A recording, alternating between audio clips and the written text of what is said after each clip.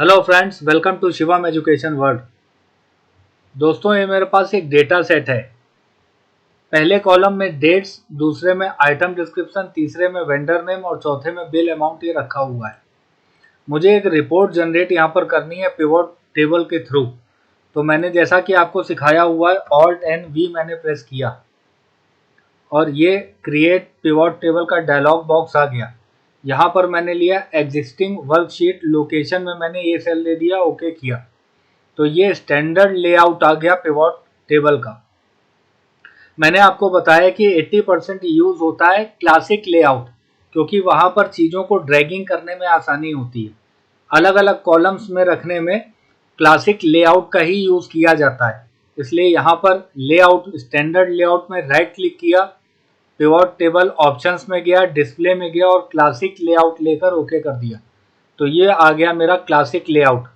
यहाँ पर मैं आइटम डिस्क्रिप्शन को रख लेता हूँ रो में और पार्टी नेम को भी मैं रख लेता हूँ यहाँ पर रो में। ये देखिए, ये इसका बेनिफिट होता है कि अलग अलग कॉलम्स में मैंने ये रोज में ही, रोज सेक्शन में ही मैंने रखा आइटम डिस्क्रिप्शन और पार्टी नेम, लेकिन ये अलग अलग कॉलम्स में आया। अगर स्टैंडर्ड लेआउट में करते तो ऐसा नहीं होता। बिल अमाउंट को मैं ले आ रहा हूँ वैल्यूज में।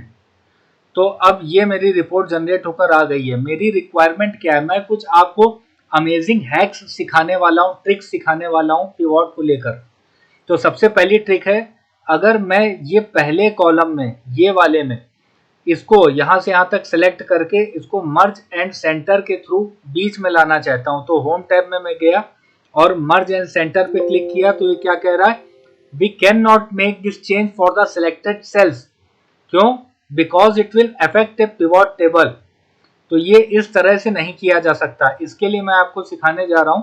यहां पर पिवोट टेबल में कहीं पर भी क्लिक करके राइट क्लिक किया, पिवोट टेबल ऑप्शंस में गया और यहां पर पहला जो टैब है लेआउट एंड फॉर्मेट, इस पे मैंने यहां पर merge and center cells with labels में चेक करके ओके कर दिया।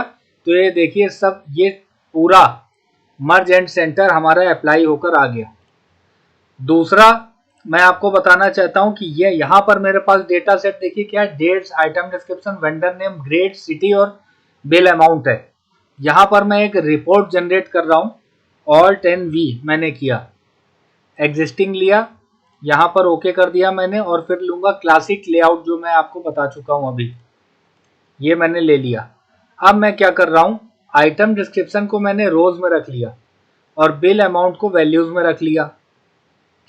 अब देखिए, ये डेट को मैं फिल्टर्स में लेकर आया, पार्टी नेम को मैं फिल्टर्स में लेकर आ रहा हूँ, ग्रेड को फिल्टर्स में ला रहा हूँ और सिटी को भी फिल्टर में लेकर आ रहा हूँ।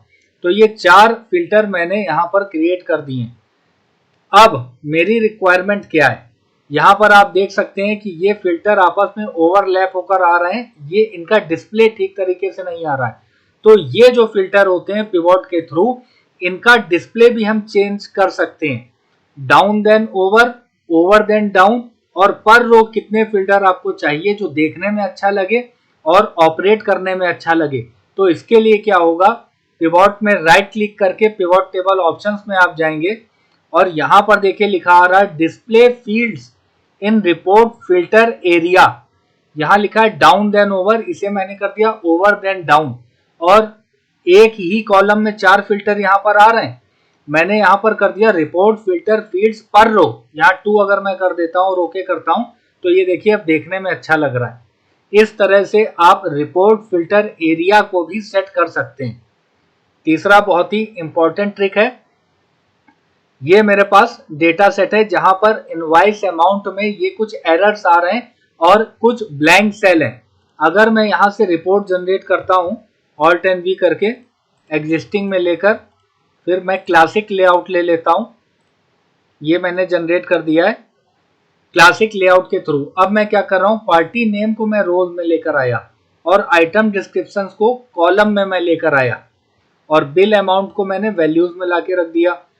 यहाँ देखिए काउंट ऑफ बिल अमाउंट आ रहा है, तो यहाँ पर मैं पहले भी आपको बता चुका हूं, ये ड्रॉप डाउन पे क्लिक किया, वैल्यू फील्ड सेटिंग में गया और यहाँ से सम लेके ओके कर दिया। तो अब देखिए इस रिपोर्ट में ब्लैंक सेल्स आ रहे हैं और एरर आ रहा है। तो एरर को और ब्लैंक सेल्स को दिखाने के लिए, स्किप कराने के लिए यहाँ पर मैंने राइट क्लिक किया, पिवट टेबल ऑप्शंस में मैं गया और यहाँ पर देखिए क्या आ रहा है, फॉर एरर वैल्यूज शो। अगर एरर वैल्यू में एरर आ रहा है तो उसको किस तरह से शो कराएं।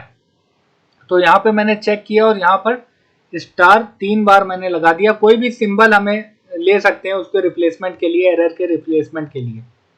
और यहाँ पर है फॉर एम्प्टी सेल्स शो, यहाँ पर चेक आप लगाइए कि एम्प्टी सेल को हमें किससे रिप्लेस करना है।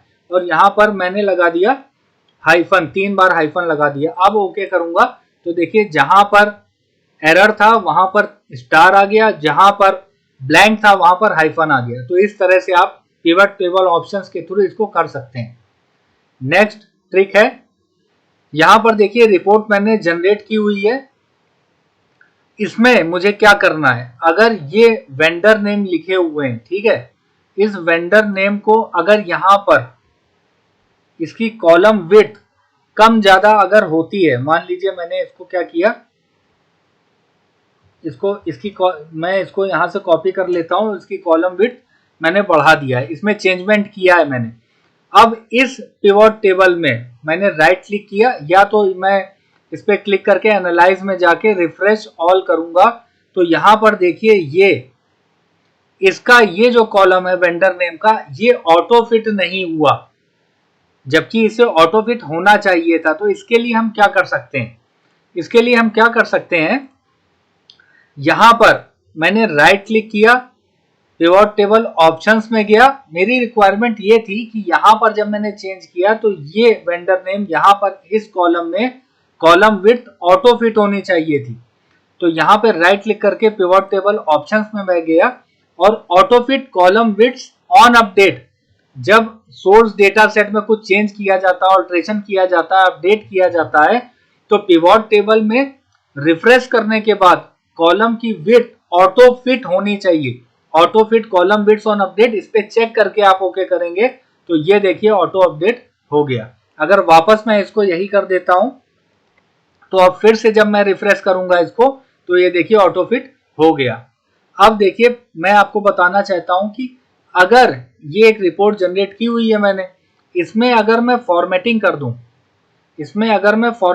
दूं, कुछ ये मैंने कलर वगैरह लगा दिया है, अब यहां पर कुछ चेंज करता हूं मैं और इसमें रिफ्रेश करूंगा अगर, तो ये फॉर्मेटिंग हट जाएगी, ये प्रिजर्व नहीं रहेगी। देखिए यहाँ पे मैं एनालाइज में गया और इसको मैंने रिफ्रेश कर दिया तो ये फॉर्मेटिंग हट गई। मैं चाहता हूं कि बार बार अपडेट करने पर, रिफ्रेश करने पर ये फॉर्मेटिंग ना हटे, ये प्रिजर्व हो जाए। तो उसके लिए क्या करूंगा, यहां पे राइट क्लिक करके पिवट टेबल ऑप्शंस में गया, preserve cell formatting on update पे चेक करके ओके किया। अब देखिए जरा कोई फॉर्मेट आप कर दीजिए इसको, ये मैंने फॉर्मेटिंग कर दिया, इस पे ये फॉर्मेटिंग कर दिया। अब यहां से कुछ चेंज करता हूं मैं सोर्स डेटा में और यहां पर अब मैं रिफ्रेश करूंगा तो ये फॉर्मेटिंग अप्लाई रहेगी, प्रिजर्व रहेगी, हटेगी नहीं। ये देखिए, तो ये कुछ अमेजिंग हैक्स मैंने आपको बताए पिवट टेबल को लेकर। तो आज के वीडियो में बस इतना ही। बने रहिए मेरे चैनल के साथ। चैनल को अभी तक सब्सक्राइब ना किया हो तो सब्सक्राइब करके बेल आइकन को प्रेस जरूर कर दीजिएगा, क्योंकि डेली बेसिस में मेरे वीडियोस आते हैं। अपनी स्किल को इनहेंस करते रहिए, अपनी लाइफ में वैल्यू को ऐड करते रहिए। Thank you friends, have a nice day, take care.